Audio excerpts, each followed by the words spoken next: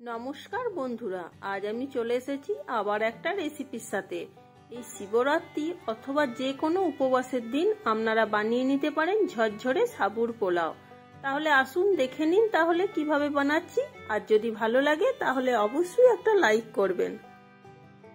আমি 1 কাপ সাবুদানা জলে 2 ঘন্টা আগে ভিজিয়ে দিয়েছিলাম। এই সাবুর পোলাও বানানোর জন্য চেষ্টা করবেন বড় দানার সাবু নেওয়ার জন্য। সাবুটা খুব ভালোভাবে ভিজে গেছে। আর নিয়েছি কিছুটা পরিমাণ গাজর, এটা কুচিয়ে নিয়েছি। মটরশুঁটি নিয়েছি, বিনস নিয়েছি, আর নিয়েছি কিছুটা পরিমাণ কিশমিশ, কাজু আর একটা কুচিয়ে রাখা কাঁচা লঙ্কা। আর চীনা বাদাম ভাজা করে গুঁড়ো করে নিয়েছি। এবার ওভেনে আমি একটা কড়াই বসিয়ে দিয়েছি। এর মধ্যে 1 চামচ রিফাইন্ড অয়েল দিয়ে দিয়েছি। আর দিলাম 1 চামচ ঘি। এবার আমি এর মধ্যে একটা তেজপাতা দিয়ে দিলাম। তেল এবং ঘিটা গরম হয়ে গেলে এর মধ্যে কেটে রাখা বিনস গুলো দিয়ে দিলাম। কেটে রাখা গাজর, মটরশুঁটিও দিয়ে দিলাম।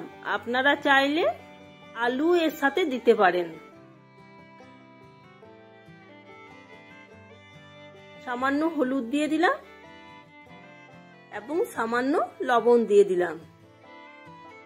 1 থেকে 1.5 মিনিট মতো আমি এটা নাড়াচাড়া করে নেব।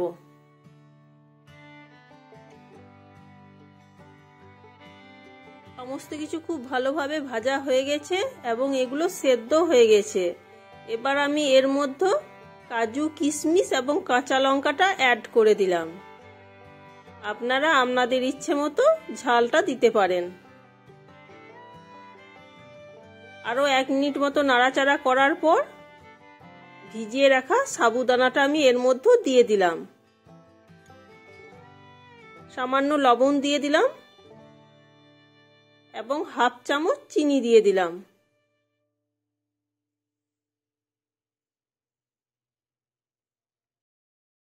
এবার আমি সমস্ত কিছু 1.5 থেকে 2 মিনিট মতো নাড়াচাড়া করে নেব এবং গুঁড়ো করে রাখা বাদামটাও দিয়ে দিলাম। এই বাদামটা দেওয়ার ফলে এই সাবুর পোলাওটা ঝরঝরে হয়। এবার আমি এগুলো নামিয়ে নেব। বন্ধুরা, আজ আমার এই সাবুর পোলাওয়ের রেসিপিটা আপনাদের কেমন লেগেছে অবশ্যই কমেন্ট করে জানাবেন এবং বাড়িতে অবশ্যই উপবাসের দিন বানাবেন।